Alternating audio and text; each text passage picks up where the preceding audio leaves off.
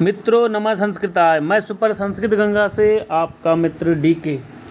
मित्रों हम लोग आज संस्कृत व्याकरण में वस्तुनिष्ठ प्रश्नोत्तरी संज्ञा गंगा के प्रश्नों को देखेंगे, जो संस्कृत की सभी परीक्षाओं के लिए बहुत ही ज़्यादा महत्वपूर्ण है। आज हम लोग एपिसोड 9 को देखेंगे। इससे पहले हम लोगों ने 8 एपिसोड कर लिए हैं, जिसमें हमने 146 प्रश्न संख्या 146 तक कर लिए हैं। आज 147 से आरंभ करते हैं। तो आज का जो पहला प्रश्न है वो इस प्रकार है मित्रों, उकालो ह्रस्व दीर्घ प्लुतः। ये जो सूत्र है वो किस संज्ञा का विधान करता है? प्रत्यय संज्ञा का करता है, या इत संज्ञा का करता है, या फिर ह्रस्व दीर्घ प्लुत संज्ञा का, या फिर लोप संज्ञा का? तो मित्रों जो 147 प्रश्न है बहुत ही ज़्यादा महत्वपूर्ण है, कई बार परीक्षाओं में पूछा भी गया है। इसका राइट आंसर है तीसरा ऑप्शन हो जाएगा, ह्रस्व दीर्घ प्लुत संज्ञा का विधान करता है। आइए मित्रों अगले प्रश्न की ओर चलते हैं। अगला प्रश्न है हमारा, उदात्त संज्ञा जो विधायक सूत्र है उच्चय उदात्तः, ये किस कोटि का सूत्र है? तो भैया ये उदात्त संज्ञा करने वाला है, इसीलिए ये हमारा संज्ञा सूत्र है। कौन सा सूत्र है? संज्ञा सूत्र है, क्योंकि सूत्र हमारे 6 प्रकार के होते हैं। मैं किसी दिन और आपको बताऊंगा, अभी आप केवल इतना ही याद रखें, सूत्र 6 प्रकार के होते हैं, जिसमें उदात्त संज्ञा विधायक सूत्र जो है उच्चय उदात्तः ये संज्ञा सूत्र है। आइए अगला प्रश्न देखते हैं मित्रों। अगला है अनुदात्त संज्ञा जो करने वाला संज्ञा सूत्र है वो कौन सा है? तो उच्चय उदात्तः और नीचय अनुदात्तः। तो अनुदात्त जो संज्ञा करने वाला सूत्र है, संज्ञा सूत्र है, वो नीचय अनुदात्तः। ऑप्शन दूसरा सही है। और नेक्स्ट है हमारा समाहारः स्वरितः, अर्थात इस सूत्र से होती है। तो कौन सी संज्ञा होती है भैया? स्वरित संज्ञा होती है, अर्थात स्वरित संज्ञा विधायक सूत्र है वो है समाहारः स्वरितः। आगे देखते हैं हम लोग मित्रों, चाहे आप यूपी टेट की तैयारी करते हो, या फिर यूपी टीजीटी, या एलटी ग्रेड, यूजीसी नेट इत्यादि से संबंधित कोई भी तैयारी करते हो जिसमें भी व्याकरण आती है, उन सभी के लिए बहुत ही ज़्यादा महत्वपूर्ण प्रश्न है मित्रों। यहाँ पर है मुख और नासिका। क्या है मित्रों? मुख और नासिका से, मुख और नासिका से एक साथ जो उच्चारित होने वाले वर्ण हैं उन्हें हम क्या कहते हैं? तो मित्रों उनको हम लोग कहते हैं अनुनासिक वर्ण। क्या कहते हैं? अनुनासिक वर्ण। और नेक्स्ट है हमारा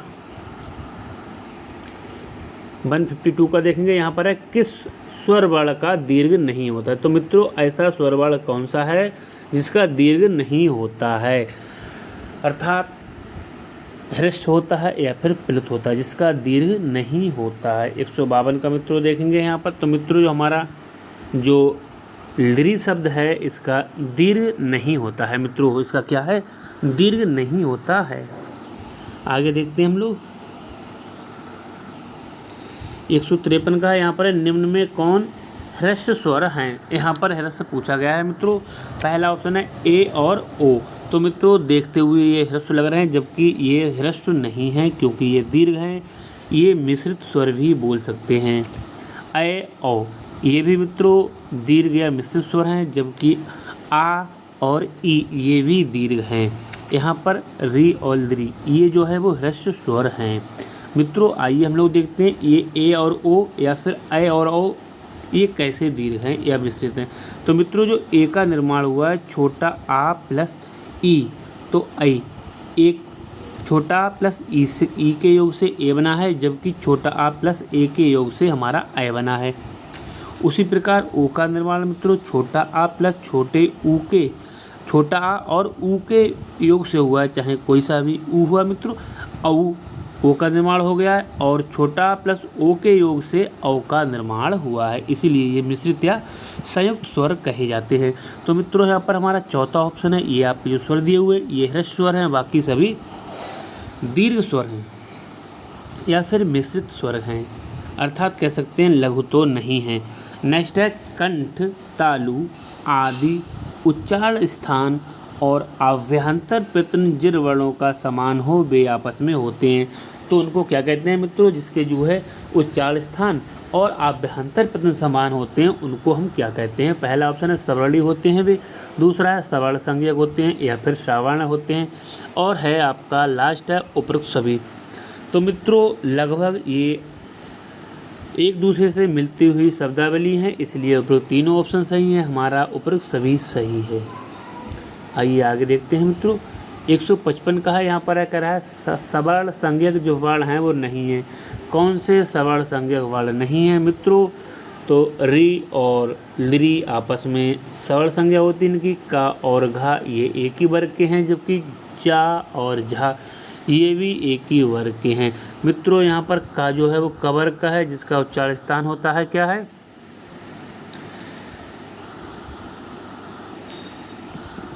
चा है मित्रों। ये दूसरे वर्ग का है, इसका भी उच्चारण स्थान दूसरा है, जबकि का भी दूसरा है। तो मित्रों जो का वर्ग है इसका जो उच्चारण स्थान होता है वो होता है अकु विसर्जनीय नाम कंठा, और चा का होता है इचू ऐसा नाम तालु। तो ये कंठ का है, ये तालु का है, इसलिए आपस में ये सवर्ण संज्ञक नहीं है। दूसरा ऑप्शन सही। आइए आगे और भी जानते हैं मित्रों। बहुत ही महत्वपूर्ण प्रश्नोत्तरी है मित्रों, जो सभी परीक्षाओं के लिए बहुत ही महत्वपूर्ण है। आइए 156 का देखते हैं। यहाँ पर है मित्रों ए और ओ, यहाँ सॉरी मित्रों यहाँ पर है ए ऐ ओ औ। ए ऐ ओ औ की आपस में सवर्ण संज्ञा कब होती है, तो भैया ए और औ की आपस में सवर्ण संज्ञा कभी भी नहीं होगी, क्योंकि मित्रों जो हमारा ए है वो छोटा आ प्लस ई के योग से बना है, जबकि ओ है छोटा प्लस ऊ के योग से बना है। तो मित्रों यहाँ पर जो ए होता है तो उसका जो उच्चारण स्थान होता है आ का होता है अकु विसर्जनीय नाम कंठ, और ई का होता है तालु, कंठ तालु होता है, जबकि आ का कंठ और ऊ का ओष्ठ, यहाँ पर ओ औ का कंठोष्ठ होता है, जबकि इसका कंठ तालु होता है, इसलिए ये आपस में सवर्णी नहीं है। अर्थात ये कब सवर्ण संज्ञा कब होती है इनकी, तो इनकी जो है वो सवर्ण संज्ञा मित्रों कभी भी नहीं होगी, क्योंकि उच्चारण स्थान अलग अलग हैं। आइए आगे देखते हैं मित्रों। यहाँ पर है का से मा तक जो स्पर्श वर्णों की आभ्यंतर जो प्रयत्न होता है कैसा होता है। तो मित्रों का से मा तक जो स्पर्श वर्ण होते हैं इनका जो आभ्यंतर प्रयत्न होता है वो होता है स्पष्ट, क्या होता है, स्पष्ट प्रयत्न होता है। 157 का पहला ही सही है, स्पष्ट प्रयत्न होता है। नेक्स्ट है स्पष्ट ईषत स्पष्ट प्रयत्न कब होता है या किनका होता है। तो मित्रों जो ईषत स्पष्ट होता है वो जो हमारे अंतस्थ वर्ण होते हैं उन्हीं का होता है, अर्थात या वाराला एड़ो अंतस्था इन वर्णों का ही होता है। आइए मित्रों आगे देखेंगे। यहाँ पर है स्वर वर्णों का जो प्रयत्न होता है कैसा होता है। तो मित्रों आपने फार्मूला भी देखा होगा कि विवृता स्वराणाम, अर्थात स्वरों का जो प्रयत्न होता है वो विवृत होता है। पहला ही ऑप्शन सही है 159 का। आगे देखते हैं मित्रों 160 का देखते हैं। यहाँ पर है कि विवृत स्वराणाम विवृत और ईषत विवृत जो प्रयत्न माना जाता है किसका माना जाता है। तो मित्रों जो ईषत विवृत प्रयत्न माना जाता है वो जो हमारे सल वर्ण होते हैं जिसे हम ऊष्म या संघर्षी कहते हैं उन्हीं का होता है। तीनों प्रकार के स और हा का ईषत विवृत प्रयत्न होता है। आइए आगे देखते हैं मित्रों 161 और 62 प्रश्न है मित्रों, बहुत ही ज़्यादा महत्वपूर्ण है। यहाँ पर हम लोग अच्छे से देखेंगे। यहाँ पर कह रहा है प्रक्रिया अवस्था या जिसे कह सकते हैं प्रयोग सिद्धि में जो ह्रस्व आकार अर्थात जो लघु आ होता है उसकी बात हो रही है। कह रहा है प्रक्रिया अवस्था में या फिर प्रयोग सिद्धि में जो ह्रस्व आकार का प्रयत्न कैसा माना जाता है। तो यह प्रक्रिया अवस्था में या प्रयोग सिद्धि में जो ह्रस्व आकार का प्रयत्न माना जाता है वो माना जाता है विवृत, क्योंकि सभी स्वरों का विवृत होता है, जबकि उच्चारण अवस्था में समृद्ध माना जाता है। आइए आगे देखते हैं मित्रों। यहाँ पर इसी टाइप का थोड़ा डिफरेंट टाइप का प्रश्न है। यहाँ पर पूछा गया है कि प्रयोग, वहाँ पर था मित्रों प्रयोग सिद्धि में या फिर प्रक्रिया अवस्था में, जबकि यहाँ पर है प्रयोग अथवा उच्चारण अवस्था में जो समृद्ध प्रयत्न माना जाता है वो किसका माना जाता है। केवल ओनली छोटे आ का ही समृद्ध माना जाता है। तो 162 का दूसरा ही ऑप्शन सही है। आइए मित्रों हम 163 का देखते हैं। यहाँ पर है कि जीवा मूल्य वर्ण माने जाते हैं। मित्रों पहली बात तो यह है कि जीवा मूल्य जो वर्णों की संख्या है वो है एक। क्या है? एक है। और उपदमानीय वर्ण की भी संख्या एक ही है। यहाँ पर है कि जीवा मूल्य वर्ण माने जाते हैं। कौन कौन से हैं भैया? तो मित्रों का और खा से पूर्व यदि हम अर्ध विसर्ग लगा देंगे तो वो वर्ण हमारे जीवा मूल्य वर्ण कहलाते हैं, जिसका उच्चारण जीवा मूल होता है। तो मित्रों यहाँ पर का और खा तीसरा ऑप्शन सही है। ये वर्ण आपके जीवा मूल्य माने जाते हैं। आइए आगे देखते हैं मित्रों 164 का देखेंगे। यहाँ पर है व्याकरण शास्त्र में उपदमानीय वर्ण कौन से हैं। पहली बात तो यह है कि उपदमानीय वर्णों की संख्या मित्रों एक है, चाहे देखने में आपको दो प्रतीत लगते हों। पा और फा से पूर्व यदि हम अर्ध विसर्ग लगा देंगे, ये अर्ध विसर्ग के चिन्ह है मित्रों, तो वो वर्ण आपके जीवा उपदमानीय कहलाते हैं। तो इनका उच्चारण स्थान भी क्या है मित्रों? ओष्ठ होता है। तो पा और फा से पूर्व अर्ध विसर्ग लगा देंगे तो ये वर्ण जो उपदमानीय कहलाएंगे। मित्रों आज का हम लोग अंतिम प्रश्न देखते हैं जो बहुत ही ज़्यादा महत्वपूर्ण है। मित्रों यहाँ पर है कू चू टू तू पू की जो संज्ञा होती है कौन सी होती है।